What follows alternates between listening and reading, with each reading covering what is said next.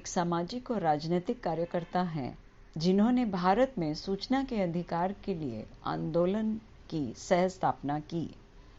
1946 में जन्मी अरुणा दिल्ली में पली बढ़ी और 1968 से 1974 तक वह आईएएस में रहीं। उसके बाद उन्होंने सामाजिक कार्य अनुसंधान केंद्र तिलोनिया राजस्थान में ग्रामीण महिलाओं के अधिकारों और शिल्प आधारित आजीविका पर काम किया।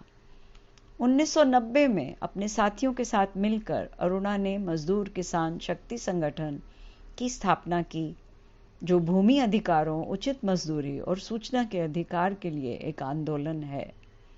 इस आंदोलन के काम के कारण भारतीय संसद ने सूचना का अधिकार अधिनियम 2005 पारित किया। 2000 में अरुणा को रामोन मगसेसी पुरस्कार से सम्मानित किया गया और 2004 से 2006 तक राष्ट्रीय सलाहकार परिषद में भी अरुणा सक्रिय रहीं। आज हम बातचीत पहले इससे शुरू करेंगे कि बचपन में उन्हें अहिंसा का परिचय सबसे पहले कैसे हुआ। अहिंसा की याद एक याद नहीं हो सकती है, मगर बचपन में एक तो परिवार बहुत महत्वपूर्ण होता है, तो परिवार के अंदर उसके भीतर जो चीज़ें होती हैं वो बहुत महत्वपूर्ण होता है, और एक बाहर की दुनिया की भी होती है। और क्योंकि मैं दिल्ली में पली बढ़ी तो मेरे लिए अहिंसा शब्द और महात्मा गांधी और मेरे घर के अंदर बिल्कुल मारपीट के बगैर पलना, गुस्सा और मारपीट में फ़र्क देखना। अहिंसा शब्द वैसे हमारे जो वोकैब्युलरी या लेक्सिकन है उसमें बचपन से रहा है, और मगर उसका एक जगह कहीं शुरू हुआ ये तो मैं नहीं बता सकती, क्योंकि बहुत मुश्किल है। मगर एक मिश्रित अपने परिवार और समाज के बीच में ये सोच बहुत महत्वपूर्ण था, ये मैं बता सकती हूँ। परिवार के अंदर ये था कि हिंसा नहीं होना, माँ बाप पीटना नहीं, हिंसात्मक शब्दों का इस्तेमाल नहीं करना, गाली गलौज नहीं करना, डांट क्या है गाली क्या है उसमें फ़र्क देखना, और ये पूरा जो सोच विचार और ये शब्द हमारे बीच में घर के अंदर से ही बचपन में आता है सामने। मगर क्योंकि मैं दिल्ली में पली बढ़ी और मैं 1946 में मेरा जन्म हुआ, इसलिए 47 के जो हादसे हुए वो भी घर के अंदर भले घुस के कुछ नहीं हुआ, मगर बाहर सड़क पे चीखना, चिल्लाना, दोना, रोना ये सब हुआ, और उसके बाद गांधी जी की हत्या भी हुई। तो इसलिए ये सारी चीज़ें मेरे लिए मेरे एक मिश्रित वातावरण का, एक बचपन का वातावरण का एक हिस्सा है, इसलिए कि हिंसा ठीक नहीं है, अच्छा नहीं है, उसके लिए कोई नैतिक आधार नहीं है, उसके लिए कोई नैतिक अप्रूवल्स नहीं है। ये बचपन से समझ में आया। और कुछ चीज़ें कि हम सब लोग बराबर हैं, तो मैं सबसे पहला गाना ही रामधुनी सीखी, जो मैं पहले गाना शुरू से अंत तक गा सकती थी वो रामधुन था। तो इसलिए ऐसे वातावरण में जब हम पले बढ़े, बहुत सारे लोग उस समय, तो अहिंसा का एक बुनियादी रूप में हमारे ज़िंदगी का एक महत्वपूर्ण अंग होना चाहिए, ये चीज़ तो समझते हुए पले। तो इससे ये निकला कि अहिंसा जो है वो मौखिक, मतलब शब्दों की अहिंसा भी होती है, और इसको आपने बहुत जल्दी बचपन में सीखा। ये तो ज़रूर, क्योंकि और मेरे घर में वो दूसरे किस्म के जो बाबा साहब अम्बेडकर से आया हुआ और गांधी जी ने भी जिक्र किया था, वो हिंसा भी, उसके खिलाफ भी बहुत बातें भी हुई और क्रियाएं भी हुई, क्योंकि हमारे घर में वर्ग हो या जाति हो या धर्म हो, किसी के साथ मतभेद नहीं होता था। और इस हाल तक कि कहा भी जाता था, केवल नहीं किया जाता था वो तो एक बात है, मगर कहते हुए किया जाता था कि नहीं करना है, ये भी एक हिंसा है। तो मेरे अप्पा जो थे, घर में कोई आता तो सबके लिए बराबर बैठने की व्यवस्था थी, चाय उसी प्याले में सब पीते थे, बातचीत में जो भाग ले सकते थे वो भाग ले सकते थे, मगर जो नहीं भाग ले सकते थे उनके साथ हीन भावना किसी रूप में नहीं था। तो इसलिए मैं अपने बहुत सौभाग्य मानती हूँ कि इस किस्म के परिवार में मेरा जन्म हुआ और उस माहौल में मैं जन्मी जहाँ बाहर के जो हादसे हुए उसका एक सही मायने विश्लेषण भी हुआ घर के अंदर, शब्दों में भी और क्रियाओं में भी। तो जब आपने बड़े होकर फिर इन IAS ज्वाइन किया तो तब आपकी क्या उम्मीद थी कि इस समाज में, क्योंकि मैं जानती हूँ कि आप शुरू से एक बेहतर और एक समता का समाज जिसमें इस मौके या शारीरिक हिंसा ना हो, इस किस्म के असूलों को लेकर आप IAS में गईं, पर वहाँ आपका अनुभव क्या हुआ? बहुत मतलब छलांग तो बहुत दूरी का है, उसके बीच में खूब सारे और चीज़ें भी हुई। तो IAS में आने की राजनीति और कुछ अलग ही था। IAS में राजनीति एक तो महिलावादी सोच के आधार पर हुआ, क्योंकि महिला थी, मुझे काम करना था, मुझे ऐसे जगह चाहिए था जहाँ थोड़ा बहुत सुरक्षा भी मिले, और अंत में मेरे घर की ऐसी आर्थिक स्थिति नहीं थी कि मैं काम नहीं करूं, तो मुझे काम करना ही था, तो घर के बाहर काम करना है, तो एक व्यवस्था भी ढूंढी। मगर मैं IAS में ना तो कुर्सी के लालच में गई, ना मैं वहाँ के पदवी के लालच में गई, ना मैं वहाँ पे इस सोच से गई कि वहाँ बहुत बड़ा एक मौका मिलेगा मुझे कुछ करने के लिए। मगर जो मेरे सामने उस समय के विकल्प थे उसमें ठीक ठाक लगा, क्योंकि कम से कम लोगों के बीच में जाके काम करने के लिए एक मौका मिलेगा। बाकी सब कमरे बंद टाइप हमारे व्यवस्थाएं थी उस समय, तो इसलिए IAS में इस तरीके से गई। मगर देखिए, एक चीज़ है जो हम हर बार भूल जाते हैं कि समाज की जो बीमारियां हैं और कुरीतियां हैं वो हर इंसान के अंदर हर जगह पहुंचता है। तो IAS में बहुत सारी कुरीतियां और ब्रह्म हर चीज़ वहाँ है, और ज़्यादातर लोग वहाँ करियर बिल्डिंग के लिए जाते हैं, तो जैसे वो खुलता जाता है वैसे डिसइल्यूजनमेंट भी आता रहता है। और ये भी नहीं है कोई बहुत बड़े नैतिक आधार लेके जाते हैं, भले हम शपथ संविधान पे किए गए अंदर सब लोग, मगर संविधान के मूल्यों को ज़्यादा महत्व तो दिया गया नहीं, सरकार के मूल्यों को दिया गया। सरकारी आदेश आ जाए तो आंख मीच के बहुत सारे लोग कर लेते थे, तो संविधान के खिलाफ जाए या न जाए, भ्रष्टाचार तो अलग बात है, वो तो था ही।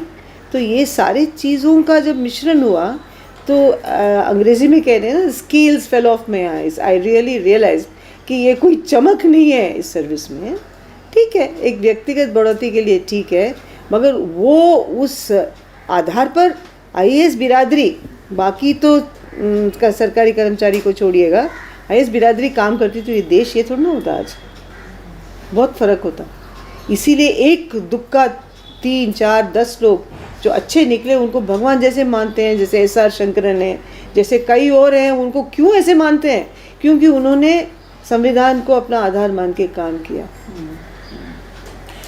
तो संविधान जो है भारत का, आपको लगता है कि आज भी वो एक अहिंसक समाज बनाने का आधार हो सकता है? संविधान इसलिए आधार हो सकता है क्योंकि आप यदि बाबा साहब अम्बेडकर और राधा कृष्णन जी और इन सब की पढ़ें, आप जो संविधान सभा के सदस्य थे, वो सब एक ईमानदारी से एक व्यवहारिक समाज को समझते हुए उन्होंने कानून बनाया। बहुत पेचीदा मामला था।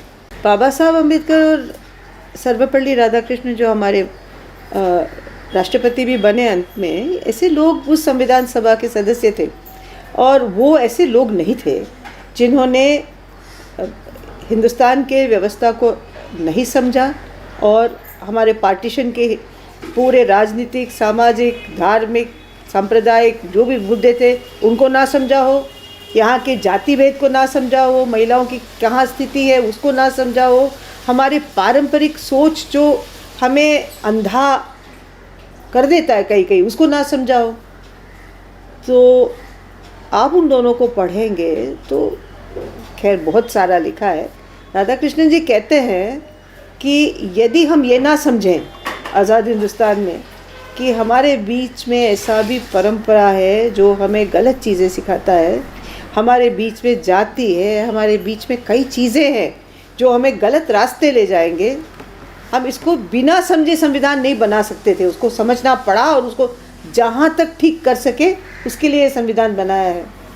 और बाबा साहब ने बहुत सारे कुछ कहे हैं, उसके साथ साथ उन्होंने ये भी कहा कि जिस दिन हमारे राजनीतिक दल जाति और धर्म को देश और संविधान से ऊपर समझेगा, उस दिन ये देश नष्ट है। ऐसे जो लोग सोचने वाले जब संविधान बनाए तो वो संविधान हमारे देश को न्याय, समानता, बिरादरी, क्या इक्वालिटी, लिबर्टी, फ्रेटर्निटी, ऐसे शब्दों का उन्होंने केवल शब्द नहीं इस्तेमाल किया, सार इस्तेमाल किया। बाबा साहब ने ये भी कहा जाता है कि ये संविधान विदेश से आया है, उन्होंने कहा नहीं आया है, इसके मूल सोच बुद्ध के हैं।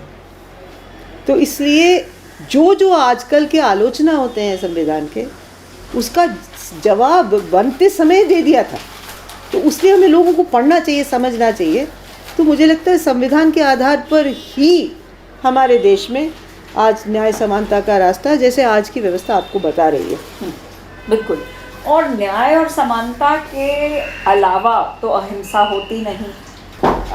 तो जब MKSS आप बना, जब आपने अपने साथियों के साथ मिलकर मजदूर किसान शक्ति संगठन की संरचना की, उसमें अहिंसा की क्या भूमिका बनी और अहिंसा कैसे आपके कार्य पद्धति का आधार बना और क्यों? संविधान की तो बात हमने की, मगर वो संविधानों के अपेक्षाएं जो हमें जगा देती है और वो मूल्य हैं, वो लोग तक हम कैसे पहुंचाएं, उसमें गांधी जी के जो सबसे बड़ा राजनीतिक तोहफा हमारे जैसे लोगों के लिए ये रहा कि उन्होंने हमें बड़े सरल तरीके से रास्ते बताए। और उसमें सबसे महत्वपूर्ण रास्ता जो आजकल दुनिया में ज़्यादातर लोग और भारत में भी बहुलियत में लोग समझते हैं और मानते हैं, वो है सिविल डिसोबीडियंस। मतलब आप अहिंसात्मक तरीक़ों से जन आंदोलनों के दौरान और उसके तरीके से और विरोध प्रतिष्ठित करके, बिल्कुल अहिंसा के बगैर विरोध प्रतिष्ठित करने के तरीके और उसके उसूल और नियम भी बता चुके हैं हमें। तो वो एक बना हमें एक तरीका मिला है और वो तरीका बहुत महत्वपूर्ण है, क्योंकि जब आप संवैधानिक मूल्य चाहते हैं तो अपने आप सत्ता के खिलाफ तो नहीं है, आप सरकार जो उसका दुरुपयोग करती है उसके खिलाफ हैं। तो अंग्रेज़ी में 2 शब्द यूज़ होता है, जो आप सत्ता के खिलाफ काम करते हैं उसको कानून सेडिशियस कहता है, मगर जब आप सरकार के संविधान के खिलाफ काम के विरोध करते हैं तो कैसे आप सत्ता के खिलाफ हैं? सत्ता तो संविधान है, तो आप तो सरकार के खिलाफ है और वो सरकार तो हमसे चुनी हुई 5 साल जाती है फिर निकल जाती है, उसको हम उसका लगाम हाथ में नहीं रखेंगे तो कौन रखेगा? क्योंकि संविधान मुझे हक कहता है संप्रभुत्वता माने सॉवरेंटी मेरी है और मैं हूँ सॉवरेन सिटीजन ऑफ इंडिया। तो उसका अर्थ है मैं ही हूँ राजा। तो मैं राजा हूँ तो मेरा जो चुना हुआ मेरा जो प्रतिनिधि या मेरे चुनी हुई जो सरकारी कर्मचारी काम नहीं करती है तो मेरा हक बनता है और मेरा तो दायित्व बनता है कि मैं उनको लाइन पे लाऊं। तो इस तरीके की सोच से निकला हुआ एक परंपरा जो हम पहले नहीं थे भारत में, कई सारे आंदोलन और कई सारे संगठनों ने इसका काम किया। मैं प्रथम में तो नहीं, महत्वपूर्ण NBA जो पूरा नर्मदा बचाओ आंदोलन जो हम सब लोग जानते हैं उसके आधार पर काम किया। बहुत सारे देश में कोने कोने में किसानों का संगठन हो, महिलाओं का संगठन हो, दलितों का संगठन हो, वो माइनॉरिटीज़ का संगठन हो, हम सब लोगों ने तय किया कि हमारे देश में हमारे संविधान के उसूलों को साकार करने के लिए हम काम करेंगे। तो हम अपने सत्ता के खिलाफ नहीं है, हम संविधान के खिलाफ नहीं है और सरकार के खिलाफ है, तो उसको हमारी बात सुननी पड़ेगी और सुनाने के लिए हम शांतिपूर्वक तरीक़ों से ही करेंगे, क्योंकि हम किसी चीज़ को नष्ट करते हैं, हमारे खुद की संपत्ति को नष्ट करते हैं। और किसी को अगर हम चोट पहुंचाते हैं तो भी खुद को चोट पहुंचाते हैं। वो चोट पहुंचाना तो पाप है, साधारण भाषा में तो वो पाप है। किसी की जान लेने का हक हमारा है ही नहीं। यदि हम ये कहना शुरू कर देते हैं कि हमारे जान लेने का हक है तो फिर आप तो हम आजकल ऐसे शब्द इस्तेमाल करते हैं कि वो माओइस्ट है, वो ये है, वो है, मगर सही मायने में जो अपने हाथ में कानून लेके लोगों का हत्या करते हैं, वो तो कानून के तहत वो तो अपराधी हैं, और कुछ है ही नहीं, कुछ और नहीं कह सकते। वो किसी राजनीतिक दल के नहीं है, वो किसी सोच के नहीं है, किसी विचारधारा के नहीं है, वो अपराधी हैं। और वो अपराधी बनने के लिए थोड़ा ना हम लोग संगठित होते हैं, हम तो इस समाज और इस व्यवस्था को सुधारने के लिए करते हैं। तो अपराध करना, लोगों का जान लेने का हक किसी का अधिकार नहीं है, नहीं ले सकता। जब हम संघर्ष करते हैं न्याय के लिए और खासकर समानता के लिए, तो क्रोध आना भी कभी कभी स्वाभाविक है। तो इस मसले को आपने कैसे, आप इससे जूझे हैं? क्योंकि क्रोध तो आता है और क्रोध और अहिंसा के बीच में बहुत थोड़ी जगह है। तो अपने व्यक्तिगत और समूह में भी जो ये अन्याय को देखकर जो क्रोध आता है, उससे आप कैसे जूझती हैं? वैसे आध्यात्मिक तरीके से देखा जाए तो क्रोध अपने अभिव्यक्ति कई तरीके से करती है, एक सोच से और एक ज़बान से और एक व्यवहार से और एक फाइनली हत्या से। तो क्रोध तो सब इंसानों को आता है, और ये विरोध करना एक क्रोध से ही जन्मता है, और उसको हम अंग्रेज़ी में सोशल एंगर कहते हैं, मॉरल एंगर कहते हैं। और वो ना हो तो इंसान सब चीज़ सहता जाएगा और पूरा समाज नष्ट हो जाएगा और हम बैठे रहेंगे। तो इसलिए क्रोध की एक भूमिका है, मगर क्रोध की सीमाएं भी हैं। तो वो सीमा बांधना ज़रूरी होता है, और वो क्रोध भी ज़रूरी होता है।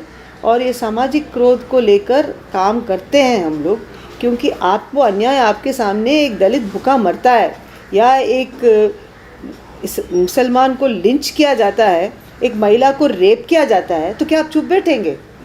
उसमें कहाँ नैतिकता है? क्या चुप बैठने में आप किस स्पष्टीकरण क्या देंगे आप? तो उस समय आपको गुस्सा आएगा ही, मगर उस गुस्से में वापसी जवाब हम उसी तरीके से ना दें।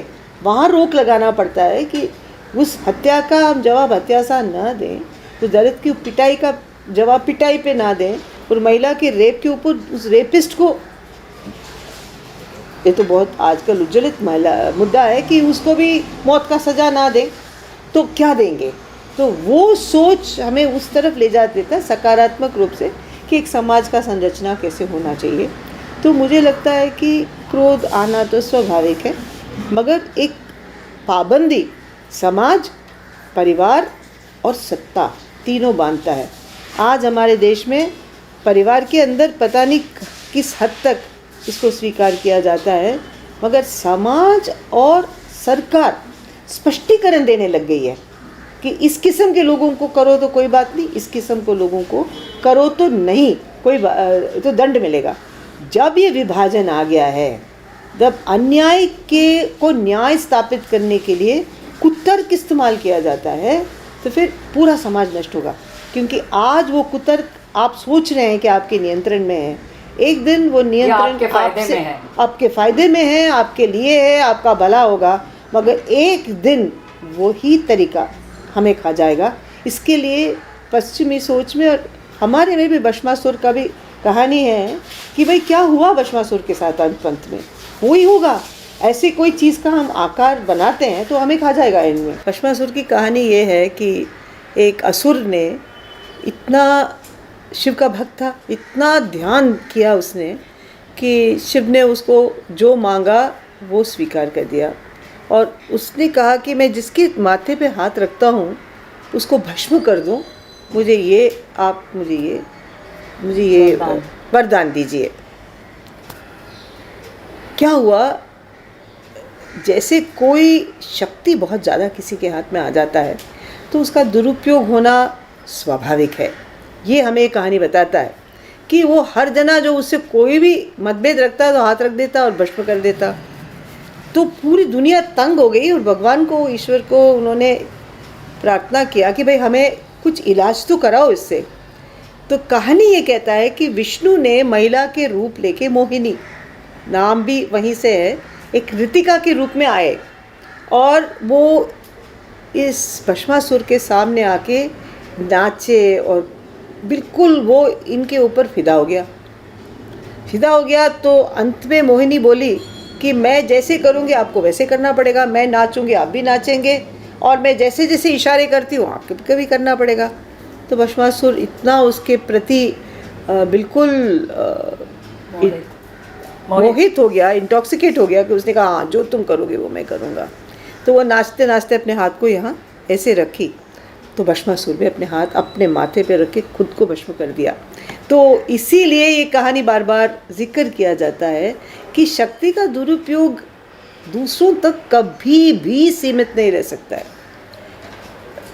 ये जो हिंसा और दुष्ट सोच अंत में अपने को ही खाता है, ये तो एक आध्यात्मिक सत्य भी है और ये एक व्यवहारिक सत्य भी है इस कहानी में।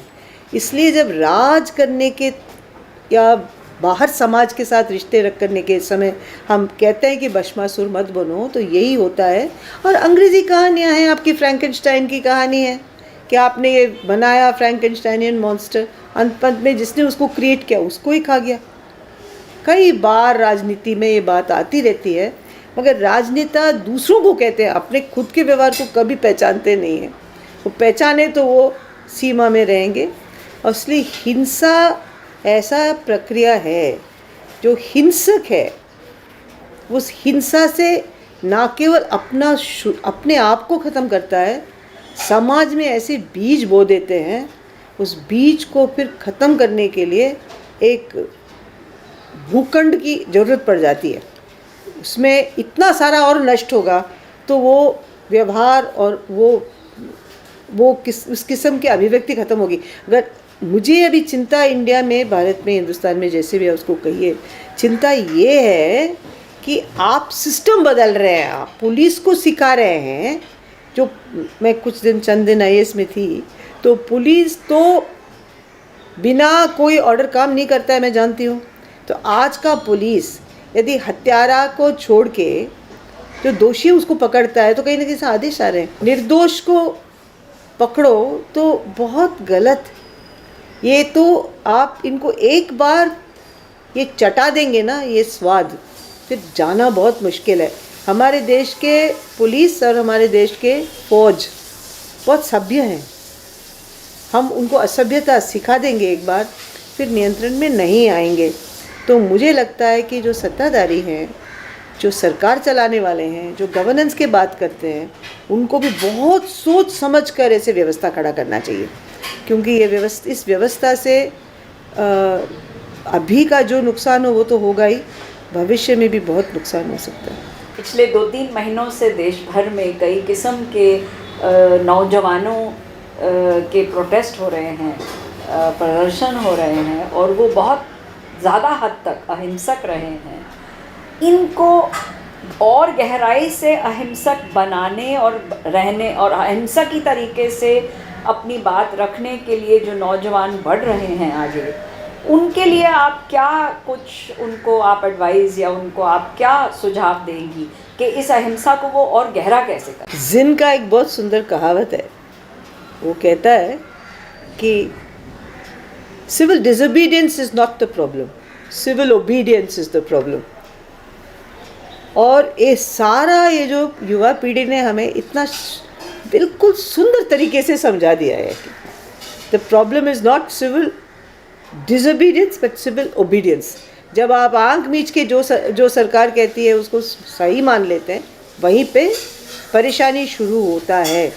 तो ये सारे हमारे बच्चे दोहिता तक, क्योंकि मैं उस उम्र की हो गई हूँ कि जो प्रोटेस्टर्स हैं वो आराम से मेरे दोहिती हो सकते हैं, वो हमें सिखा रहे हैं वापस कि आपको बोलना पड़ेगा, कहना पड़ेगा, और इसके बिल्कुल सभ्य तरीके से कहना पड़ेगा, संविधान को जपते हुए कहना पड़ेगा, आपको उन लोगों को याद करते हुए, अम्बेडकर और गांधी को याद करते हुए कहना पड़ेगा, इस देश को जिन्होंने आज़ाद किया उनको याद करके कहना पड़ेगा कि हमें हिंसात्मक रूप से नहीं करना है, मगर अन्याय के खिलाफ हम लोग बोलेंगे। तो अब उनको मजबूत करने के लिए मुझे लगता है बहुत ज़रूरी है कि वो कुछ इसकी राजनीति भी समझें कि अहिंसक राजनीति का क्या अंतर्राष्ट्रीय क्या असर रहा है।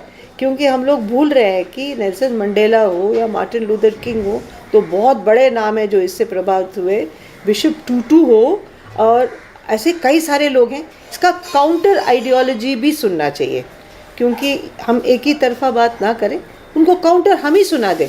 ऐसा ना हो कि कोई आके उसका काउंटर सुना के फिर उनको कहे कि ये तो नपुंसकों का है। कि भाई शक्ति किस में है? अहिंसक रहने के लिए कितना धैर्य चाहिए, कितना हिम्मत चाहिए, कितना उसूल में विश्वास चाहिए, कितना वो कर्मठता चाहिए, वो तब समझेंगे कि एक हल्की बात नहीं है, बहुत भारी बात है।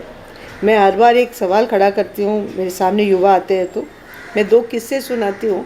एक तो जब मैं आईएएस में थी और पुलिस के पीछे खड़ी रहती थी, और उन ज़माने में खैर ये इतने सारे आर्म्ड पुलिस नहीं होते थे, फिर भी टीयर गैस तो होता था और कुछ लोग गन के साथ भी खड़े रहते थे, कुछ ज़्यादातर अनार्म्ड होते थे, मगर वो बैम्बू शील्ड और लाठी तो होता ही था हाथ में। और मैं उनके पीछे खड़े होके मैं ऑर्डर देती तो वो चार्ज करके किसी को भी पीट देते, और सामने लोग बैठे रहते थे जिनके हाथ में कुछ भी नहीं था। तो तब मैंने कुछ महसूस किया, और कुछ ही दिन बाद मैं उन लोगों के बीच में बैठी जो सामने बैठे हुए हैं, और मैं मांग करने गई तो मेरे सामने तब तक तो बंदूक आ गया था, अब वो बेयोनेट भी था उसमें, वो लोग खड़े रहते थे। और 1-2 बार जैसे भंवरी देवी का जब रेप के खिलाफ हम लोग गए, हमने कॉर्डन भी तोड़ा, तो कब मेरे में ज़्यादा हिम्मत चाहिए था, जब मैं बिना कोई हाथ में लिए हुए मैं उन पुलिसों का सामना की, या जब मैं एक सुरक्षित जगह पीछे खड़े होके पुलिस को मैं फायरिंग का ऑर्डर दे सकती थी। तो मैं बहुत लोगों को पूछती हूँ, और कई लोग कहते हैं जब आप हाथ में कुछ नहीं और ऐसे पुलिस के सामने खड़े रहे जिनके हाथ में हथियार थे, तो आप ही बताइए इसको कौन कह सकता है कि ये नपुंसक है? कौन कह सकता है कि ये कायरों का दुनिया है, ये वीरों का दुनिया है, जब आप अहिंसात्मक तरीके से खड़े होके न्याय के लिए बोलते हैं, ये जानते हुए कि हमारा जान जा सकता है, हमें पीट सकते हैं, हमें मार सकते हैं। और आज तो और भी ख़राब और बहुत हिंसात्मक औजार आ गए हैं जिससे हमें अंधे कर सकते हैं, जिसमें हमें कई सारे हमारे साथ हादसे हो सकते हैं। तो इसलिए मुझे लगता है न्याय के लिए लड़ने वाले बड़े हिम्मत वाले होते हैं, और वो जो अहिंसा के साथ लड़ते हैं वो तो बहुत ही मुझे लगता है आदर के पात्र हैं। हमें उनको आदर भी करना चाहिए और सम्मान भी करना चाहिए। आप दुनिया के कई कोनों में जाती हैं, आपको बोलने के लिए वहाँ आपको वक्ता के रूप में बुलाया जाता है, आजकल आप पढ़ाने भी जाती हैं। आपको आजकल भी ऐसा दिखता है कि दुनिया में हिंदुस्तान को आज भी गांधी का देश और एक अहिंसा का प्रतीक माना जाता है, ऐसा अभी भी आपको महसूस होता है वहाँ बाहर विदेश में? एक जना जिसको पूरा दुनिया जानता है हिंदुस्तान से, वो है महात्मा गांधी। तो गांधी के देश के तो हम हैं ही, और ऐसे जगह गई हूँ जहाँ महात्मा गांधी के स्टैचू मिले हैं जहाँ किसी और का कोई जिक्र ही ना हो, इसलिए हम गांधी के देश के ही हैं। मगर जो पढ़ लिख समझने वाले लोग जो हैं हर देश में, वो ये भी पूछने लगे हैं कि आप में ये बिगाड़ कैसे आया कि आप अभी ऐसे लोगों को सरकार में बिठा रहे हैं जो हिंसात्मक रास्ते बता रहे हैं आपको। क्या उनको गांधी का कोई प्रति कोई आदर नहीं है क्या? मगर समस्या ये है कि कहने के लिए कुछ और करने के लिए कुछ, हाथी के दांत जैसे, दिखाने वाले दांत अलग और चबाने वाले दांत अलग। आज हमारी सरकार कहती है गांधी का नाम जपता है वहाँ जहाँ उससे फ़ायदा हो, मगर उनके उसूलों को तो हर उसूल को तोड़ रहा है, तो हिंसा को जगह दे रहा है, हमें असमान बनाने की कोशिश कर रहा है, कुछ को ऊपर कुछ को नीचे दिखाने की कोशिश कर रहा है।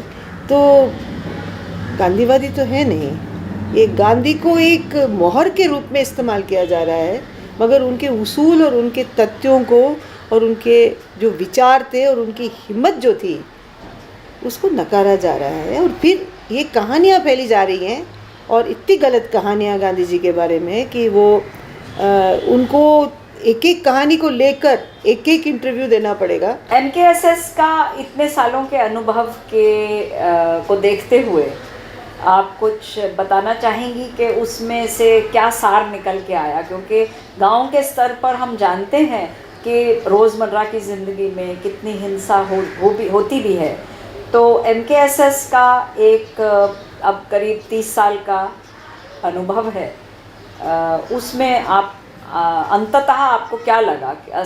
अहिंसा की संभावनाओं के बारे में आपको क्या लगा? आज की परिस्थिति में अहिंसा और अहिंसा की पद्धतियों को साकार करना है तो हमें अपने ढांचे के अंदर काम करना सीखना पड़ेगा। और जो MKSS का जो सीख इससे आया है कि केवल संघर्ष करके काम समाप्त नहीं होता है। संघर्ष करने के बाद संवाद करना पड़ता है। संवाद के बाद मतभेद जो आते हैं, मतभेद को प्रतिष्ठित करना पड़ता है। मतभेद के ऊपर फिर नीति या कानून की ज़रूरत है तो उसकी लड़ाई लड़नी पड़ती है। फिर उसका दुरुपयोग होता है तो उसको बाहर निकाल कर उसको पारदर्श करके फिर से लड़ाई करनी पड़ती है। तो ये निरंतर है। और इसीलिए MKSS एक छोटे से गांव के जो दुख है, वहाँ पे किसी को न्यूनतम मजदूरी नहीं मिलता है या किसी का नाम पेंशन से काटा गया है, जिसके आधार जो इस तरीके की तकनीकी हिंसा हमारे ऊपर आज हो रही है कि उंगली के निशान से आपको सब मिलता है। मेरे भी 10 उंगलियों में निशान नहीं है बाय द वे। तो मेरे मज़दूर महिलाएं, दोस्तों के, पुरुषों के, किसी के नहीं है। उनको कहा जाता है निशान लगाओ, निशान नहीं लगाते तो उनको मरे हुए डिक्लेयर हो जाते हैं। फिर उसके बाद उनको कुछ नहीं मिलता है सुविधाएं। ये सब भी लड़ाई लड़नी पड़ती है। इससे निकले हुए फिर आंकड़े निकालने पड़ते हैं। वो आंकड़े सब, क्यों सूचना का अधिकार है तो आंकड़े निकालने पड़ेंगे। फिर उन आंकड़ों को इकट्ठा करना पड़ता है, फिर उसका संकलन करना पड़ता है, फिर उसको लेके प्रचार प्रसार करना पड़ता है। मान लीजिए प्रेस कॉन्फ्रेंस करना पड़ता है। फिर उसके बाद सरकार पर दबाव डालना पड़ता है। फिर उनके आंकड़ों को बाहर निकाल कर कहना पड़ता है इनको सुधारो। उनके संग बैठ के काम करना पड़ता है कि इसको ऐसे सुधारो, क्योंकि वो भी दुश्मन नहीं है। अंत पंत में वो हमारे लिए एक सुविधा है। जब सुविधा काम नहीं करता है तो उसको टोकना हमारा अधिकार है। उसको नष्ट कर देंगे तो कौन सी सुविधा आएगी। इसलिए वो सुविधा को काम कराने का एक और हमारे ऊपर जुम्मा आ गया है अभी।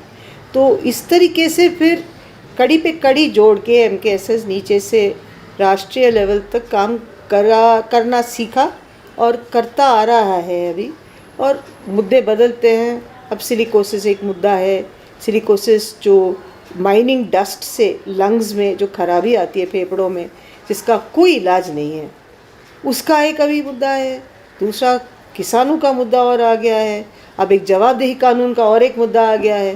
तो मुद्दे बदलते जाते हैं और जितना हम काम करते हैं और सरकारी तंत्र का काम करने का तरीका समझ रहे हैं, उतना सामने अलग अलग चीज़ों की ज़रूरतें आती रहती हैं। मगर वो पद्धति की शांतिपूर्वक तरीके से धरना देना रुकेगा नहीं। हम 40 दिन बैठे या 53 दिन बैठे या हम 55 दिन बैठे, हम बैठते हैं। और एक चीज़ तो हमने स्पष्ट कर दिया, और ये भी एक किस्म से गांधी अम्बेडकर की देन है कि कुछ चीज़ों को कह दिया तो कह ही दिया। तो हमने कहा हम इसके बगैर नहीं जाएंगे तो बैठे रहेंगे। तो ये दृढ़ता भी हम लोग सीखे हैं कि बीच में उठ के चले जाओ तो फिर नहीं मिलने वाला। तो और डर नहीं होना चाहिए। ये तो चीज़ हम सीखे हैं कि जितना हम डरेंगे उतना ये जो कायर लोग हाथ में हथियार लेके घूमते हैं हमारे ऊपर वार करेंगे। तो डरना बिल्कुल नहीं है। जब तक अपना आत्मा कहता है कि हम सही हैं, तब तक तो किसी चीज़ से डरने की ज़रूरत नहीं है। और वो गांधी जी हो या अम्बेडकर साहब हो या मार्क्स हो या भगत सिंह हो या MN रॉय हो या कोई भी हो, उनके साथ मतभेद प्रतिष्ठित करने के लिए भी डरना नहीं चाहिए। क्योंकि हम किसी के साथ 100% स्वीकार करना इंसानों के लिए दिक्कत होता है। तो कहीं ना कहीं सबसे थोड़ा मतभेद है, मगर वो मतभेद तार्किक आधार पर होना चाहिए। और उसके लिए वाद विवाद करने, बात करने के लिए, संवाद करने के लिए तैयारी होनी चाहिए। ये हम सीखे हैं कि हर एक ने हमें कुछ सिखाया है और वो सीख के ही आगे गाड़ी बढ़ती है। बहुत बहुत शुक्रिया अरुणिमा जी, बहुत अच्छा लगा।